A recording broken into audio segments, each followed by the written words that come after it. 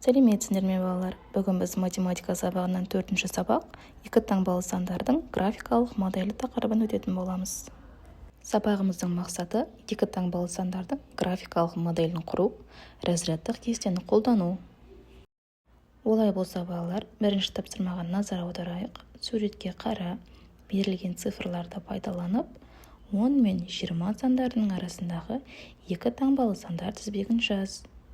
Олай болса балалар, 10 саны берілген, тізбек бойынша бізде келесі 11 саны, келесі 12 саны, 13 саны, тізбек бойынша жалғасады, 14 саны, 15 саны келесі, 16 саны, 17, келесі 18, және соңғы 19 саны. Осылайша балалар 10 және 20 сандары арасындағы сандар тізбегін жазып шықтық. Екінші тапсырма зерттеу. Екі таңбалы сандардың графикалық модельдеріне қара. Бұл жерде жасыл түсті берілгенімізде ондықтар, ал көк түсті бірліктер санын білдіреді. А нұсқасына қараймыз. Жасыл шаршыларды санаймыз. 1, 2, 3, 4, 5, 6, 7. Яғни 7 ондық.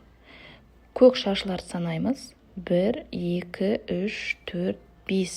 Яғни 5 бірлік. 7 ондық 5 бірлік бұл 75 санын білдіреді. Енді балалар ә нұсқасына қараймыз. Ондықтар саны 5, бірліктер саны 7. 5 ондық 7 бірлік 57 санын құрайды. Дәл солай Б нұсқасына қарайтын болсақ, 6 ондық 2 бірлік 62 санына тең болады. Үшінші, тапсырмаларды орында 34 санын әртүрлі дөңгелектер түрінде модельдеп көрсет.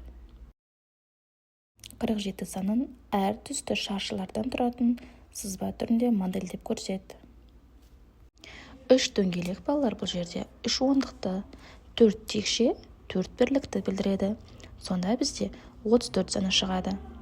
Ал екінші модель бойынша 4 3 бұрыш 4 ондықты, 7 шаршы 7 бірлікті білдіреді. Сонда бізде 47 саны шығады. Төртінші есеп. Теңдеулерді тап, оларды шеш. Алдымен теңдеуді табуымыз керек балалар. 8 азайту x бізде бұл теңдеуге жатпайды. Бізде теңсіздік жоқ. 10 азайту x тең 8. Бұл жерде белгісіз мәнді табуға арналған, яғни бұл бізде теңдеу. Теңдеуімізді төменге жазып, шешуін табайық. 10 азайту x тең 8, x тең 10 азайту 8, x-тің мәні 2-ге тең болады. 10 азайту 2 тең 8. 10-нан 2-ні азайтсақ 8, және теңдіктен кейін де 8. Демек, теңдеуіміздің жауабы дұрыс. Келесі балалар, 10 азайту 3 тең 7, бұл бізде есеп. 5 үлкен 3-тен, бұл бізде салыстырмалы есеп. Келесі x азайту 8 тең 10. Берілгенді жазып аламыз. X-ті табу үшін минус 8-ді оң жаққа ауыстырамыз. Солдан оң жаққа ауысқандықтан таңбасы өзгереді. 10 өз күйінде қалады. X тең 10 қосылған 8, таңбасы ауысып түседі. X тең 18. Белгісіз мәнді орнына қойып тексереміз. 18 азайту 8 тең 10. 18-ден 8 азайтқанда 10, теңдіктен кейін де 10. Демек, біздің теңдеуіміз дұрыс. Келесі бізде 5-ші есеп. Сандарды разрядты қосылғыштардың қосындысы түрінде жаз. 30, 27, 59, 93 сандар берілген. 30 санын 30 қосылған 0, немесе 3 ондық 0 бірлік түрінде жазуға болады. 27, 20 қосылған 7, немесе 2 ондық 7 бірлік түрінде жазуға болады.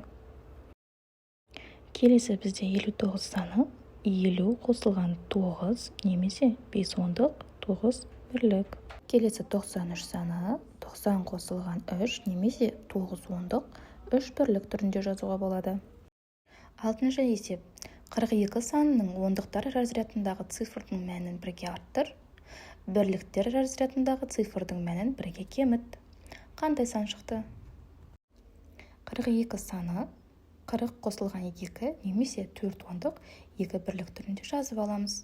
Кейін 4 ондық 2 бірлікке 1 ондықты қосамыз. Сонда бізде 4-ке 1-ді қосқанда 5 ондық 2 бірлік 52 саны шықты. 5 ондық 2 бірліктен 1 бірлікті кемітетін болсақ, онда 5 ондық 1 бірлік қалады, яғни 51 саны шығады. Жетінші есепті шығар. Балалар жұмбақ жасырып ойнады. Бірінші топ 19 жұмбақ, ал екінші топ одан 7 жұмбақ кем жасырды. Екінші топ қанша жұмбақ жасырды? Балалар шешуін жазамыз. Бірінші топта бізде белгілі, екінші топта белгісіз, 7 жұмбақ кем жасырған. Кем болса, біз азайту амалын қолданамыз. Олай болса, 19 азайту 7 тең 12. Жауабы екінші топ 12 жұмбақ жасырған. 8-ші есеп балалар. Дәптердің тор көздерін пайдаланып, 26 санының әртүрлі графикалық моделін сал. Осы санның көршілерін разрядты қосылғыштар қосындысы түрінде жаз. Балалар графикалық моделіне қарайтын болсақ, 2 қызыл дөңгелекпен берілген. 2 қызыл дөңгелек бізде ондықтарды білдірсе, яғни 2 ондық, ал 6 шаршы ол 6 бірлікті білдіреді, яғни 26 саны. 26 санының көршілері 25 және 27. Осы 2 санды разрядты қосылғыштардың қосындысы түрінде жазып көрейік. 25 саны балалар 2 ондық 5 бірліктен, ал 27 саны 2 ондық 7 бірліктен тұрады. Соңғы тапсырмамыз балалар 9-шы тапсырма. Пойыз құрастыр ойыны.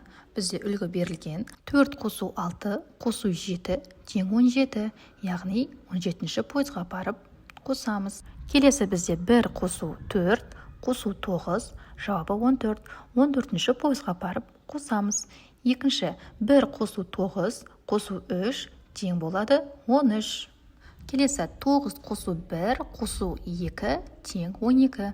12-ші пойызға барып қосамыз. 6 қосу 4 қосу 5, жауабы 15. 15-ші пойызбен бірге қосатын боламыз. 1 қосу 7 қосу 8 тең 16. 16-ші пойызбен апарып балалар сызық арқылы қосатын боламыз. Сабақ бітті балалар, сау болыңдар. Тақырыпты жақсы түсіндік деген ойдамын.